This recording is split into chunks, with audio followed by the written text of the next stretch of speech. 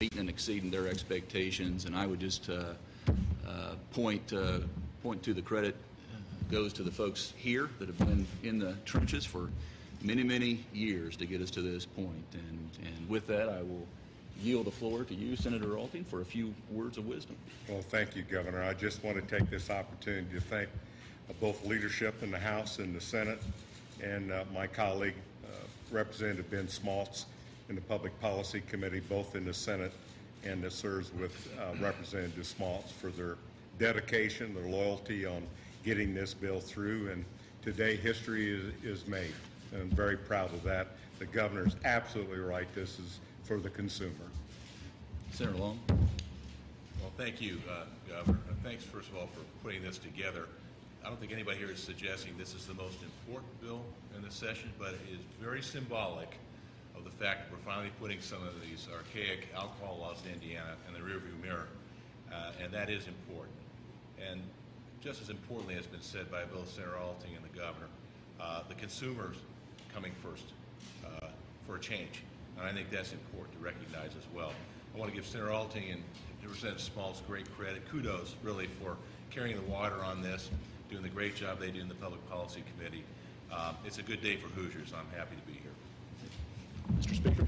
Well, it is a pleasure to be here today. I haven't fact-checked this, but Chairman Smaltz told me last year that the very first enactment by the Indiana General Assembly back in 1816 was to prohibit sales of alcohol on Sunday. And it's only taken 202 years for us to resolve that prohibition. And I really do acknowledge the two chairmen here as being critical in shepherding this bill without the accoutrement that's usually on it, which brings it down. The other thing I would say is this also shows that our alcohol code revision commission is productive and was productive this past year, and this will be the first of several, no doubt, revisions to the alcohol code updated, as Senator Long said. Chairman Smaltz. Thank you, Governor.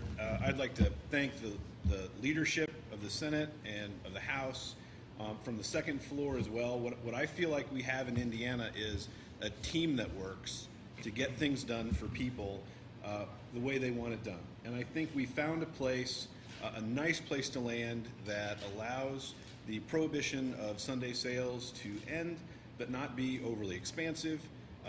In Indiana, we do things in a reasonable way, and I think with Sunday sales, we found that spot. Lieutenant Governor Crouch. Well, in the 8 years that I was a state representative, we undertook this issue more than once, and now, under the leadership of President Holcomb and Speaker Bosman and our Governor Eric Holcomb, we are gathered here for a historic signing. So let's do this. All right. Make some history.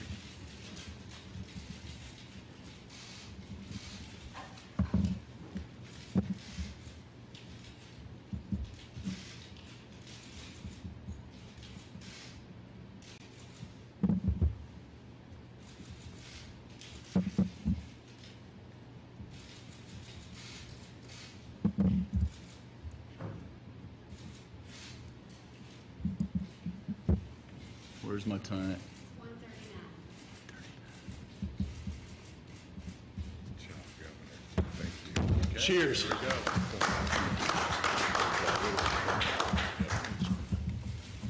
Congratulations. Any questions? So now that Hoosiers have Sunday alcohol sales, when do they get cold beer? Let's get through Sunday first. Yeah. As Senator Long said, and the Speaker has alluded to, we'll cross that bridge when we come to it. And there's good news is next session is right around the corner, so we'll be prepared to continue to look at ways to modernize. You call that good news? I just came back from the NGA, National Governors Council. I mean, I'm in a good mood where we are. Yes. What do I say to Hoosiers?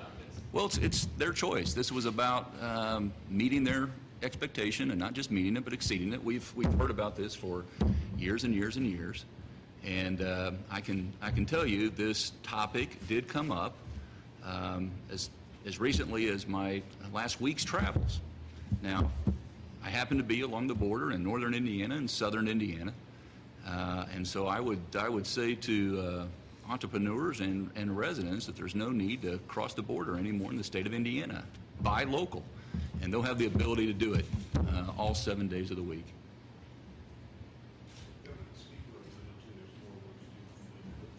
Sure.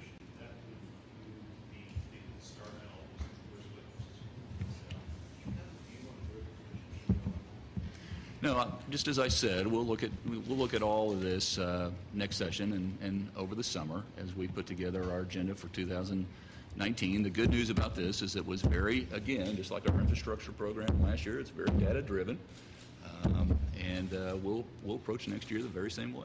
Do you anticipate putting this on your agenda as it wasn't this? Yeah, everything will be in the realm of possibilities for 2019. But right now we're looking to safely land a lot of planes in 2018.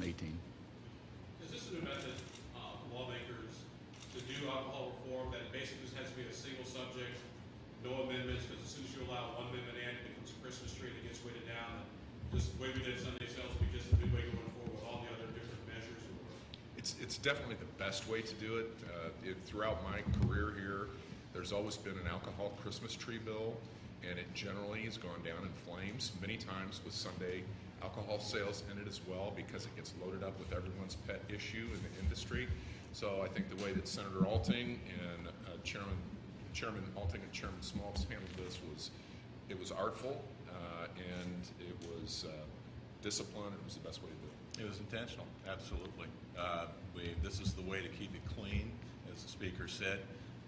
Historically, either because you wanted an issue heard or you wanted to kill the bill altogether, it got voted up. And that's the long history of alcohol revision attempts. As Lieutenant Governor mentioned, she saw it almost every year that she was in the legislature. So by keeping it clean, and that took discipline from both chairmen to do that, it was able to, I think, move without any hindrances. And that was important. So yes, if you really want to get something moved in this realm, you probably have to keep the bill clean. Governor, why have the law take effect immediately with civilized significance behind it? Yeah, you asked why, we asked why not, and we went for the latter.